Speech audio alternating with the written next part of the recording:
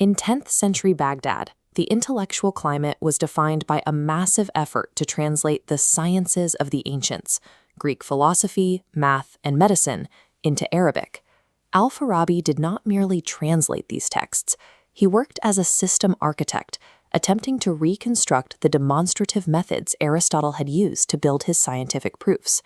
Fārābī viewed the Arabic translations of his time with deep suspicion, believing the surface appearance of the text often obscured the author's intent. He argued that the structural integrity of Aristotelian thought had been compromised during the journey from Greek through Syriac and finally into Arabic. To preserve metaphysics as a rigorous science, Fārābī set out to reverse engineer a corrupted textual pipeline and correct specific errors in how existence was being described.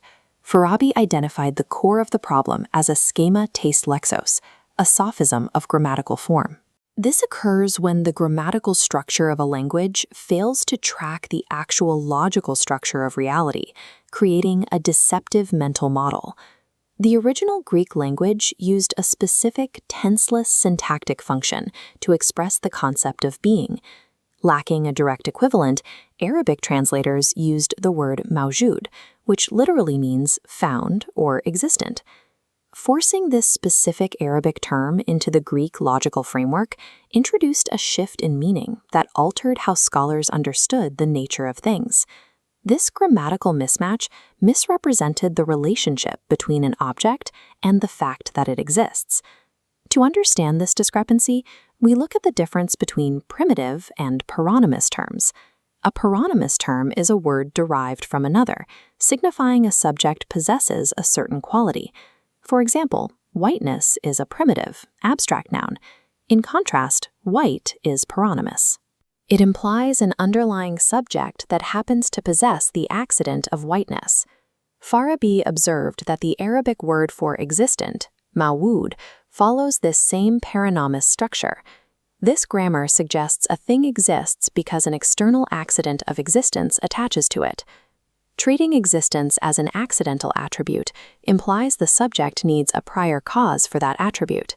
This makes it impossible to define the most basic level of reality. Fārābī realized that to establish a demonstrative science, he had to look past natural Arabic grammar and reconstruct a precise logical syntax. This reconstructed logical language treats words according to their function in a proof, rather than their sounds in speech. Fārābī's solution was to reclassify being as a logical particle.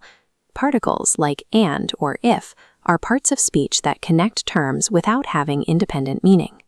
He defined the particle as an operational connector, a logical constant used to link concepts rather than a noun representing a physical thing. Because particles do not fall under categories like quantity or quality, they operate on those categories to establish relationships. Treating being as a particle removes the suggestion of a subject-accident relationship. It stops the mind from looking for existence as a separate floating layer. This shift is significant because it allows the scientist to ask, why does this exist, and receive an answer based on its essential definition, rather than a list of its accidents. Fārābī divided this logical operator into two distinct functions. The first is being as true. Being as true is a second-order relation. It merely asks if a concept in the mind has a corresponding instance in the real world. Here, existence is just a logical statement of fact, not an attribute belonging to the object. The second function is being as circumscribed by quiddity. Fārābī defined quiddity as the essential cause of a thing, the internal boundary that defines its constitution and isolates it from everything else. His core rule states that for an actual object, its existence is identical to this defining quiddity. By defining existence as a thing's essential causal boundary, Fārābī provided a way to investigate how different types of beings depend on one another. This framework enables an ontological ascent, using logic to trace the chain of existence back to its source. Fārābī began by analyzing complex beings like animals or humans. The quiddity of a complex being is dependent. It requires external causes, such as matter and form, to exist. Because these beings are caused by other things, their existence points to a hierarchy of prior agents. While Aristotle traced the causes of physical motion, Fārābī focused specifically on the causes of being itself. Logic dictates that this chain of dependency cannot continue infinitely. This hierarchy must eventually terminate at a self-sustaining starting point. This termination point is the first being. By logical necessity, an uncaused entity cannot have internal parts. Because it is absolutely simple, its existence and quiddity are identical. It is existence itself. An entity that shares no generic traits with anything else and has no internal parts must be unique. This uniqueness means it has no partner and no contrary, matching the requirements of a monotheistic first cause. This uncaused intelligence is the source from which the existence of all other beings is derived. Fārābī used demonstrative logic to show the universe's existence requires this singular first principle.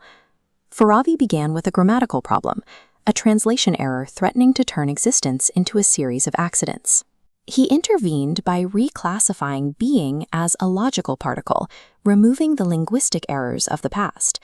This structural correction allowed him to build a logical proof for a first cause that was independent of religious debate. By diagnosing a linguistic flaw, Al-Fārābī built a demonstrative foundation connecting logic with the study of the divine.